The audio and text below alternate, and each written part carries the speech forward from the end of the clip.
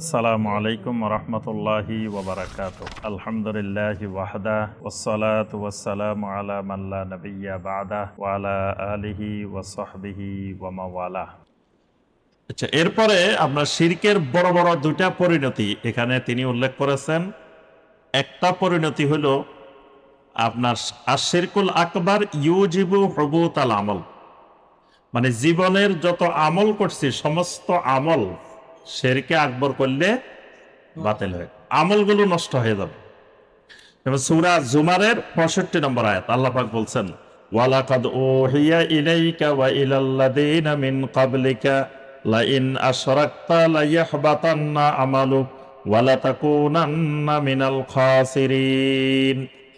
আল্লাহ পাক বলেন, আমি আপনার কাছেও ওহী পাঠিয়েছি, আপনার আগে যত নবী রাসূল পৃথিবীতে পাঠিয়েছি সবার কাছে এই ওহীটা আমি পাঠিয়েছি। লাইন আশরাকতা লাইয়াহবাতান্না আমালুক, যদি তুমি শিরিক করো তোমার সমস্ত আমল অবশ্যই অবশ্যই নষ্ট হয়ে যাবে। তাহলে শিরিক সমস্ত আমলকে বিনষ্ট করে দেয়।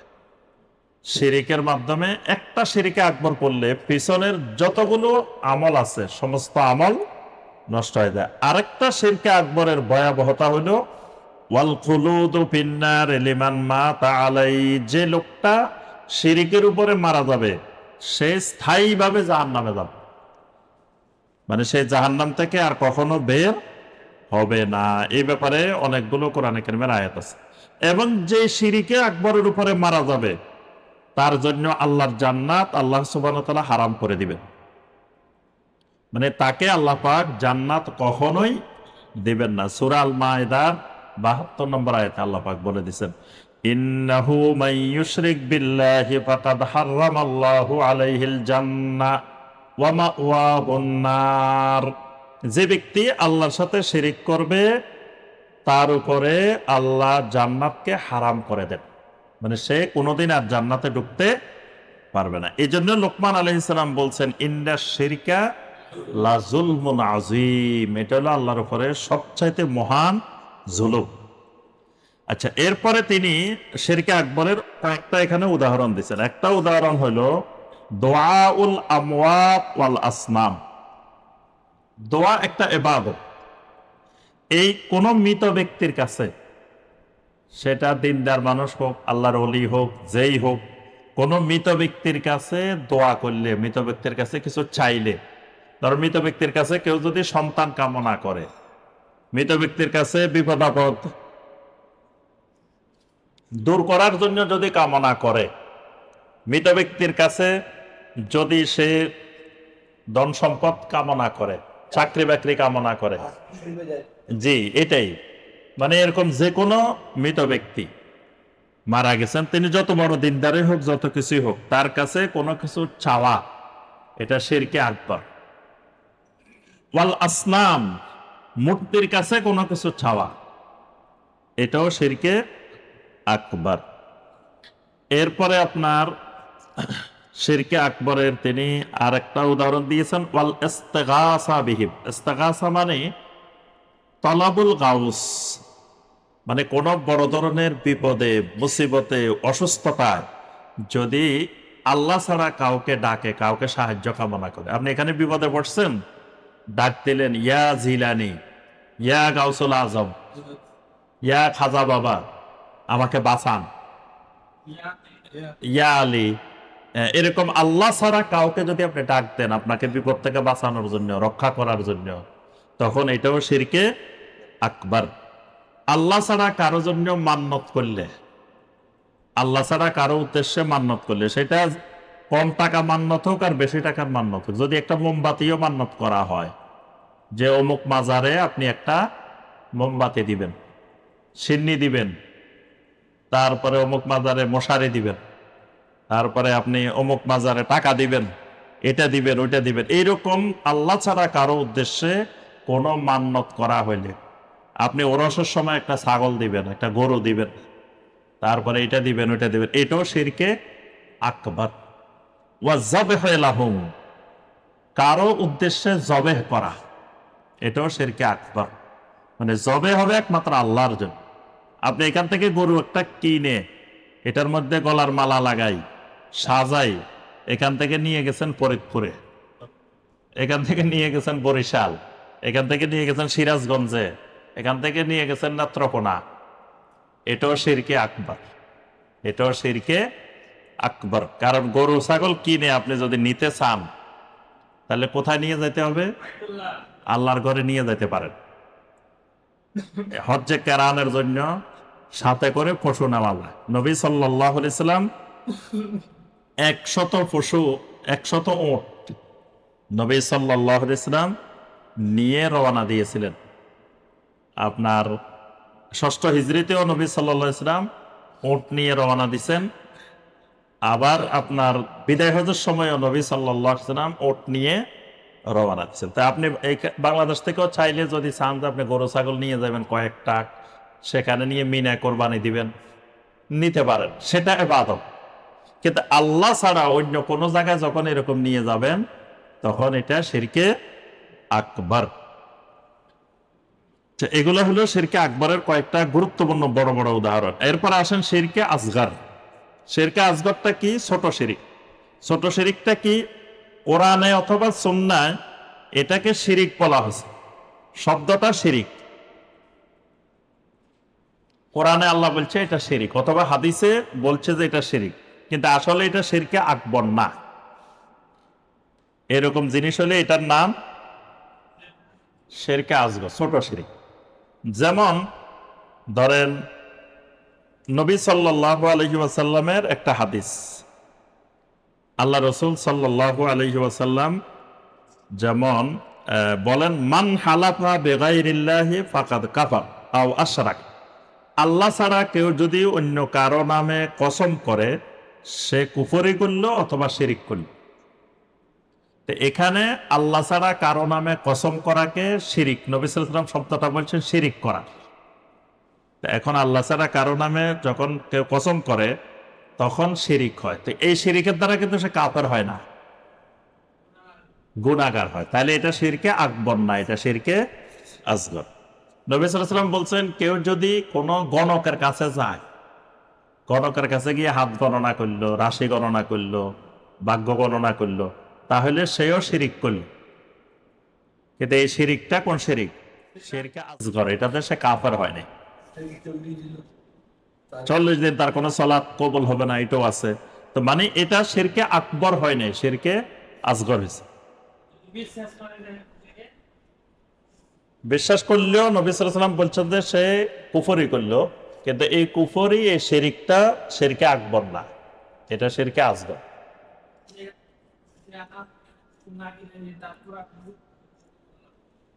এই কুফরি করলো মানেই হলো এটা কুফরে আকবর না, এটা কুফরে আসগর। যে না, শাস্তি উল্লেখ করা হয়নি। শিরকে আসগর হলো তওবা করলে আল্লাহ ক্ষমা করে দিবেন, এটা কবিরা গুনার মতো। শিরকে আসগরটা কবিরা গুনাহ, বড় গুনাহ। এটা তওবা করলে আল্লাহ সুবহানাহু ওয়া তাআলা ক্ষমা করে দিবেন। এটার দ্বারা আমলও নষ্ট হয়ে যাবে না, স্থায়ী জাহান্নামীও হবে না, ঈমানও নষ্ট হবে না, কিন্তু তার বড় ধরনের গুনাহ হবে শিরকে আসগর করলে। শিরকে আসগরের আরেকটা উদাহরণ হলো, কেউ যদি বলে মা শা আল্লাহ ওয়া শা ফুলান, আল্লাহ যা চায় অমুকে যা চায় তাই হবে। আল্লাহর সাথে ওই যে অমুককে বলছে, এই কারণে এটা শিরকে আসগর, কিন্তু এটা শিরকে আকবর না, এটার দ্বারা শিরকে আসগর হবে। এরকম অনেকগুলো শিরকে আসগর আছে। তাবিজ তোমারের মধ্যে শিরকে আসগরও আছে, শিরকে আকবরও আছে। কেউ যদি কোরআন দিয়ে তাবিজ লিখছে অথবা নবী সাল্লাল্লাহু আলাইহি ওয়াসাল্লামের হাদিস থেকে তাবিজ লিখছে, লিখে মনে করলো যে এই তাবিজের কোনো ক্ষমতা নাই, ক্ষমতা সম্পন্ন আল্লাহর, এটাকে সে উসিলা হিসাবে ব্যবহার করছে, এটাও শিরিক, কিন্তু এটা শিরকে আসগর, বড় শিরিক হয়নি। তো কিন্তু আবার তাবিজের মধ্যে বড় শিরিকও আছে। যদি কোরআন হাদিস ছাড়া অন্য কিছু লিখছে, সে জিব্রাইলের নাম লিখছে, মিকাইলের নাম লিখছে, আলীর নাম লিখছে, আবু বকরের নাম লিখছে, ওসমানের নাম লিখছে, তারপরে বিভিন্ন ধরনের রোমান হরফ লিখছে, সংখ্যা লিখছে, তারপরে আপনার আরো কুফরি বিভিন্ন কিছু লিখছে, অথবা কোরআন হাদিস দিয়ে লিখছে, কিন্তু সে বিশ্বাস করতেছে তাবিজ এটার অনেক ক্ষমতা আছে, এইটার সাথে থাকলে বিপদ আপদ কিছু গ্রাস করবে না, তাকে কেউ জাদু করলে ধরবে না, তখন এটা শিরকে আকবর হয়ে গেছে। মানে বিশ্বাসের কারণে এবং কর্মের কারণে এটা কখনো শিরকে আসগর থাকে, কখনো এটা শিরকে আকবরেও পৌঁছে যায়। আচ্ছা, আরেকটা শিরিক হলো শিরকে খফি। এই সুতা বাঁধাটাও শিরকে আসগর। তবে সুতার দ্বারা যদি সুতাকেই নিরাময়কারী মনে করা হয়, এটার পাওয়ার বিশ্বাস করা হয়, ক্ষমতায় বিশ্বাস করা হয়, তখন এটা শিরকে আকবরে চলে যাবে। আর এমনি যদি সাধারণভাবে এটা বেঁধে রাখছে যে এটার কোনো ক্ষমতা নাই, এটা বেঁধে রাখলে হয়তো কিছু উপকার হইতে পারে, তাই বা এটাকে মেডিসিন হিসাবেও যদি ব্যবহার করে, অনেক সময় আংটি ব্যবহার করে না বিভিন্ন ধরনের, যদি এটা মেডিসিন হয় তখনও এটা মানে এটা শিরিক হবে না। কিন্তু মেডিসিন ছাড়া যদি এটার ক্ষমতায় বিশ্বাস করা হয় তখন এটা শিরকে আসগর হবে। আচ্ছা, এবার আসেন আরেকটা শিরিক, আমরা কি বলছি, শিরকে খফি। নবী সাল্লাল্লাহু আলাইহি ওয়াসাল্লাম বলেন, আলা উখবিরুকুম বিমা হুয়া আখওয়াফু আলাইকুম ইনদি মিনাল মাসিহিদ দাজ্জাল। আমি কি তোমাদেরকে এমন একটা বিষয়ের খবর দিব না যেটা আমার কাছে মাসিহে দাজ্জালের ফিতনার চাইতেও আরো বেশি, যে ব্যাপারে আমি ভয় করতেছি।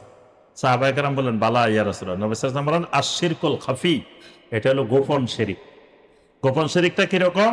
ইয়াকুমুর রাজুলু ফায়ুসাল্লি, মানুষটা দাঁড়াইছে সালাত আদায় করতেছে, ফায়ুজাইয়িনু সালাতাহু লিমা ইয়ারা মিন নাজারির রাজুল ইলাই, মানুষ যখন তার দিকে তাকায় তখন সে তার সালাতটাকে খুব সুন্দর করে আদায় করে, এত সুন্দর করে রুকু করে, এত সুন্দর করে সাজদা করে, মানুষ বলতেছে দেখো এই মানুষটা কত পরেজগার, কত ভালো, কি সুন্দর করে সালাত আদায় করে।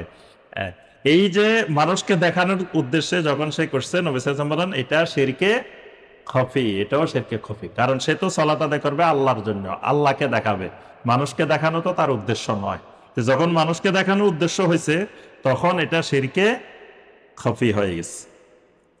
তো সর্বশেষ কথা হলো, ওই যে আমরা প্রথমে এই কথাটা বলছি যে প্রত্যেকটা শিরকে আকবরের মধ্যেও শিরকে খফি আছে, শিরকে আসগরের মধ্যেও শিরকে খফি আছে।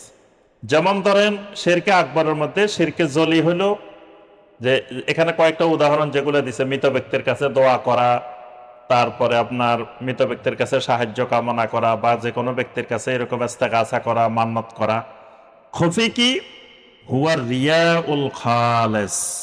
রিয়াউল খালেস মানে ওই যে মুনাফিকরা যে কাজটা করত, বাহ্যিকভাবে তারা ইমানদার পরিচয় দিত কিন্তু ভিতরে তাদের ইমান ছিল না। তাহলে এই যে মুনাফিকদের যে শিরিকটা, এটা হলো শিরকে আকবর, কিন্তু শিরিকটা খফি, গোপনে গোপনে। আবার শিরকে আসগরের মধ্যেও জলি খফি দুটাই হতে পারে, বড় ছোট দুটাই, প্রকাশ্যে অপ্রকাশ্যে দুটাই হতে পারে।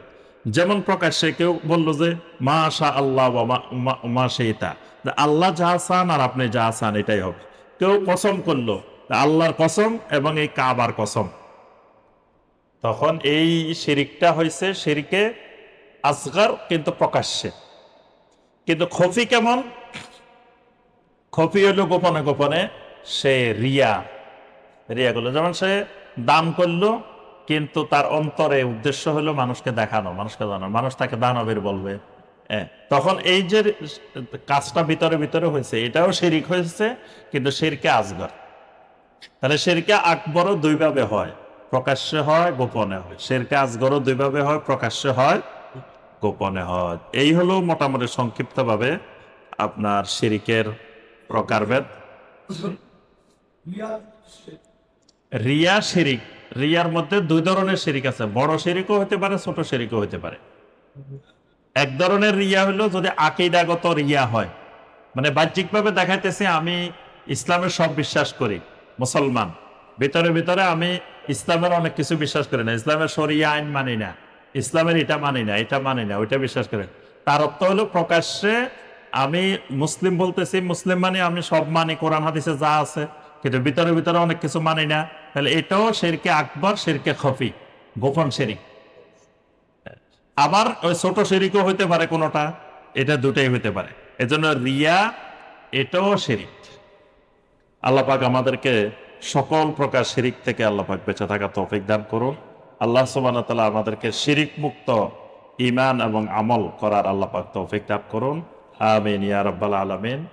আমরা পুরস্কার